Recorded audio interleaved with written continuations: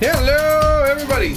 Welcome back to Cam Plays the Wolverine Pinball Table, and I think we're gonna do it. And and by that, of course, I mean we're not gonna do it. But you know, each attempt does give me a little bit more practice. And as I say, I usually give myself actually, I don't know if I've said this yet, but I give myself a little bit of a warm-up practice.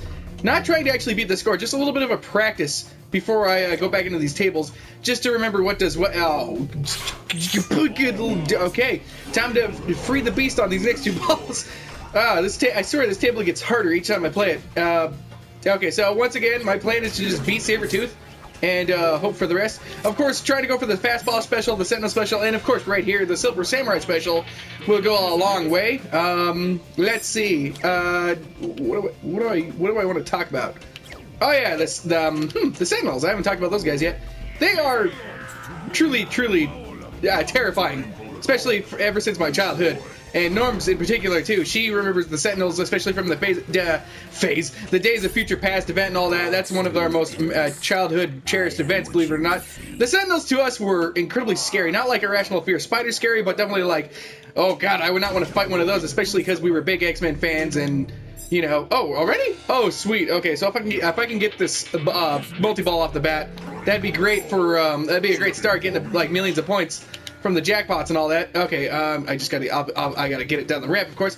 And yeah, the Sentinels, they were these machines designed to hunt down mutants, and I even think they had a little bit of anti-mutant power generators, like they could negate like Wolverine's healing factor, if I remember correctly. And they were created in the response of like a what-if scenario or an alternate future. Oh no! Oh, come on. Okay, time to just unleash the bone claws on this third ball. And they were created in the wake of Senator Kelly's death. I believe that's not who it is in some of the versions, but for I think it's the mainstream in the movies and even the 90s animated X-Men show, it was Senator Kelly. And he gets off, you know, supposedly by a mutant, and of course it's a stage thing by like Magneto or Mystique or someone like that. You know, one of those guys. And it just, you know, was spelled bad blood for the mutants. And then that's when the government decided, you know what? These mutants aren't exactly what we want running around in our American society, so let's go hunt them down with these Sentinels. And these Sentinels were these just big, giant, scary purple robots that were actually quite terrifying. They like, if you're a mutant and you see one of those things, your best bet is to just run. But, you know, some of the mutants could really take care of them. Like, I remember, like, in the very first episode of the 90s animated show, very clearly, I remember this like the back of my head, not necessarily the details, so to speak, but I remember seeing this episode. I don't want to fail so soon. If I'm gonna fail, I don't want to fail this soon. Okay, and I remember it was like the introduction to Jubilee, and I was a huge fan of her for a good long while. In fact, I'm still a fan of her, but you know, definitely not as much as I used to be. And how she was introduced to the show almost as the main character, and that's the same episode when, you know, it was a two-parter episode as the pilot or whatever you call it. And it starts off with her and the Sentinels and all that, and Morph, a rather relatively small-known mutant as far as I know, gets offed by Sentinel, and that's how stuff goes down. And I think Beast gets captured by the Sentinels, etc., etc. And then Wolverine, I remember very clearly in the second two-parter episode, because it was very rare for me to see it back then as a kid. I remember I only saw it once or twice.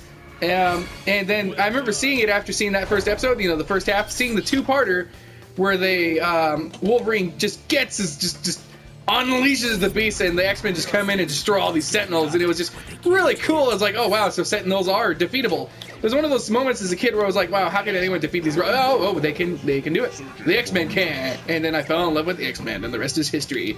Ha! And then I began learning as much as I could outside of the TV show, as much as I could. And of course, for all that research I did, I still hardly know anything about Victor Creed, and why, I don't know. But I guess he's a cool character. I love him for what he is, but he's just never been a character that strikes me as one that I want to learn that much about, unless I'm like watching the show right before me or something like that.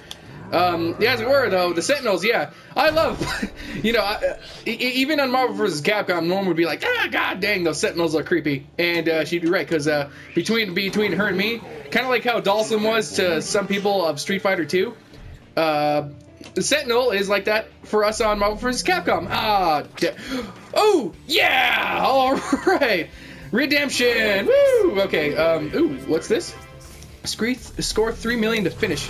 Ooh, okay, here we go. Here we go. Okay, we're getting a nice little something or other. Oh, no, no! Oh, come on, that's not fair. That was a really horrible attempt on my part. Okay, dang.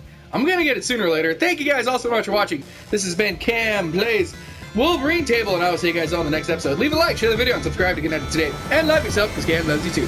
Huzzah! 47% damage in total. I need to get Elijah off my back more than anything. Okay, so am I going the right way? Hang on. I want to do something.